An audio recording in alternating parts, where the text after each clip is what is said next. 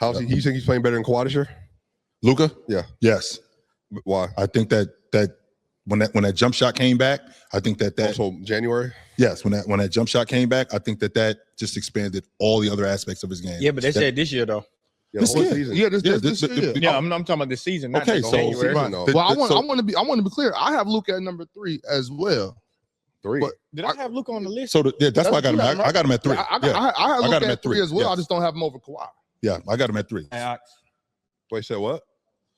Yes, exactly, Swiper. Exactly, Swiper. He said he got him at 3. He just doesn't have him over Kawhi. I don't know if you might have missed it. He thinks Kawhi's number 1. Yeah, process of elimination. Crazy. Yeah, he thinks Kawhi's number 1. No, I know who I'm talking. I know. But to answer your question, Swiper, I think when the jump shot came back, when the 3 ball came back, more than anything, not just the jump shot, but when the 3 ball came back, that expanded his game and that put him back in the space of being an elite bucket getter. But he's not shooting better than Kawhi this year. Okay, even if he's not shooting better than Kawhi, he's doing the other stuff. Kawhi this year. The reason why he's playing defense better than Kawhi this year. You got Kawhi better than Luka? Or floor raising better than Kawhi this yes, year. he is. Yes, he 100% is floor raising. Yes, he is. 100% he's doing that. Not. Yes, yes, he is. You got Kawhi? I got Kawhi at 5. I actually have Kawhi. I got him at 10. Tress. What'd you have, Luka? When the jump shot, when the jump shot got better, you ain't have him? Like 7, 8? 8. I had him 8. I had somebody else at 8. Where'd you have Luka? 5. So 5. Oh man, say 5. Yeah, he got him at 5. Yes. Wait, I thought you just said you had Kawhi at 5. I had Kawhi at 5. And so where's Luka? I got Luka at 6. Oh, okay. Yeah, he got Luka. That's exactly what I had to. Yeah. Swiper, that's 6. Yeah, I was talking about Kawhi at 5. Oh, okay. Yeah, but I guess me having him at 8 ain't really that bad. When the jump shot. This is a very negative Luka chat, and I can't be mad at it because he hasn't been healthy. The Lakers have been up and down. You already kind of have guys like Austin Reeves that are doing the same thing, and so you start to be like, well, kind of look like a lot of the same. And Luka's defense obviously is an issue. I think if you're gonna put Luka in the top 3, it's based on laurels and history alone, not based on this year. Yeah, I agree with that. The reason why I don't agree with that is because once the jump shot came back, he started playing like. But the jump shot came back this month, damn near.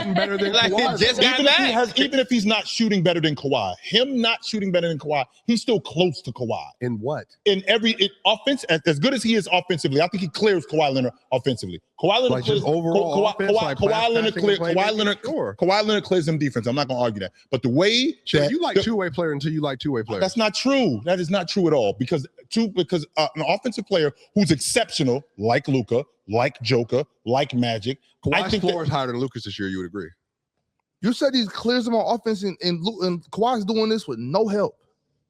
Well, he had James Harden, so that's not true. That's not true. He had James Harden running with him. James Harden himself. So that's not true. You're right. With Austin Reeves being out of the lineup for over 2 months and James being in and out of the lineup, yes, Luka was in and out of the lineup. I'm not going to argue that point. But when he was in the lineup and he got healthy, when that jump shot came back, do 1 month sample for him. I'm not doing 1 month. What I'm doing is I'm doing the entire season. So throughout the entire season with Luka, the jump shot wasn't there the entire season. But it's been there for Kawhi, though. Say that one more time. It's been there for Kawhi. He's been one of the best shooters in the league this year. Right. Now, off the dribble, self-created, pull up, all of it. Right. Is Kawhi close to 50, 40, 90? He is. Technically, you can say it, but no. Yes, but no. Your argument about 38. Your argument about Kawhi Leonard's jump shot being there the whole season. If Luka's jump shot isn't there the whole season, that still doesn't mean that Kawhi Leonard clears him. Kawhi Leonard is. Luka is still. You're praising Luka for having a great month, but I'm not praising him because he was having a great month because he was still awesome at other stuff too. But he was scoring. He was putting up a lot of shots. He was still for others. But he couldn't make threes for the first 3 AI generated. He was shooting 32% from 3 on 9 attempts a game. Right. He was making 1 out of every. And he was being lazy. And he still. Because he couldn't drive by you, so he was shooting threes. And he was selling possessions and turning the ball over and not playing any defense. Lakers fans were saying this, mind you. Whereas Kawhi has been dealing with tumultuousness all year, gets a new roster, deals with injuries, people in and out the lineup, been an elite shooter, an elite scorer, an elite offensive player all season, having one of his best playmakers. Has he been a better offensive player? Has he been a better offensive player than Luka this season? Has he been a better offensive player than Luka this season? And leading the league in steals. That's the point that I'm saying. But the fact that when the jump shot came back. The problem is when you're arguing Kawhi and Luka, it's the same things can happen with Shea and other players when we get to Shea. Shea's his floors is so high because he doesn't have turnovers and bad possessions. Kawhi Leonard versus Luka has way less turnovers and bad possessions as opposed to Luka, including on jump shots. The reason why is because the majority of the time when he has the ball, it's to get a bucket. That's not the case with Luka. When Luka has the basketball, Luka has to get other people involved. He has to get guys like not even Austin Reeves. He's making Jackson Hayes be more viable at the rim. He's looking for James. He's getting other guys involved. I'm watching when James. I'm watching. He's looking for a shot first. Looking for Austin Reeves. Yeah, he's looking for a shot first. So then where does the 8? So if he's looking for a shot first, then where do the 8-9 assists come from? Because he's scoring 30 a game. Okay, because he's scoring 30 a game. But where's the 8-9 assists coming from? He's scoring. Okay, listen. Okay. That doesn't mean yes, it does. That doesn't mean I have to pass. Because last I checked, Kawhi Leonard is averaging what, 27 a game? Why isn't he averaging 8-9 assists a game? Yes. The reason why he's not, because that's his job, is to get buckets. I think even higher than that. He averaging like 5.5 assists. Yes, and that's what I'm saying. And Luka has the ball all game long. Like, he got the ball all game long. Right. So he's looking for his shot first. So you trying to say, oh, he got to get guys involved. No, he try to get himself involved first. And then when the defense. Luka's not looking for his offense first. I don't agree with that. I don't. Chill. Luka looks for his offense every time down unless it's transition. Unless it's transition, he catch it off the rim and then he throwing it ahead. He looking for his offense every time down. If he was looking for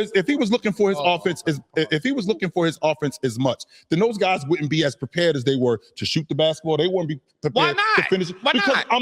Because I'm playing with a dude who doesn't pass. No, I didn't say chill. If you give Luka 1-on-1, obviously he's probably going to score 40 on you. Obviously. Well, he was averaging 40 at one point. Okay, so this is what I'm saying.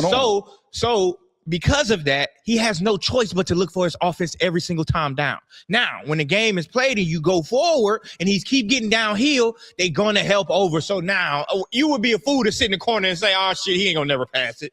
Like, that wouldn't make no sense. That's where the 8 assists come from. Okay. It don't come from him. Oh, hold on. I'm going to get James involved tonight, right now. That's not where it's coming from. It's the same thing that we talked about. And at some point, has to go to effectiveness this year. With Luka, for whatever reason, the Lakers have a bad roster, whatever, including all the turnovers and the bad shot that we were getting for January. He's still an incredible player, which is why I'm at 6. But including the fact the Lakers are 3 points better with him on the floor this year. That's like they're mid. Even when he's on the floor, it's not having a significant enough impact, given that he's playing with Austin Reeves, given that he's playing with LeBron, plus the defensive issues they're having with Luka. I just think when you look at the floor between those two players, Kawhi Leonard has provided more for his team this year, been more consistent, and I think done more to hurt his team across the board is what Luka's done than Kawhi as well. Do you remember in the beginning of the season when Luka was averaging like 41 a game, 42 a game? Luka. When he was doing that. But chill. We have that. We have that conversation. The reason why I'm bringing that up. 35 on 31% from 3. Yes, saying he was taking BS shots. Yes, it was particularly about the long ball more than anything. I think that the long ball and the shot selection at the long ball line was what made them stagnant. But those 40-point games weren't just the only reason why they needed that in order to win, because he was getting those other guys involved. Because he was averaging a double-double at that point. How much does it matter to you that you're selling possessions because you're being lazy? Are we saying that Kawhi Leonard isn't selling possessions? Not being lazy. Relax. I'm not saying that. This is, by the way, this is Lakers fans' criticism of Luka prior to going into January, which he was great. He was selling possessions by literally scapegoating the offense with grenades, and then taking bad shots and then not playing defense. Right. That was Lakers fans' criticism of him. Right. So I'm saying that with Kawhi Leonard, the reason why not hurting your team matters in this conversation is that we can go tangibly to moments and games and stretches where Luka was actively hurting the rest of the roster, even by inflating his own numbers. Can't we say the same thing about Kawhi Leonard, where he was actively hurting these guys by his ability just to score? Because I don't think that he was the playmaker and the distributor that Luka was. It's the panel. Religion get built on cam. Where the chat throw smoke and the host go ham. You ain't never seen hoop talk hit the raw. Every take got weight, every night we drop. This that barbershop. Courtside, worldwide tone. Welcome to the only show that really feel like numbers jumping like the score.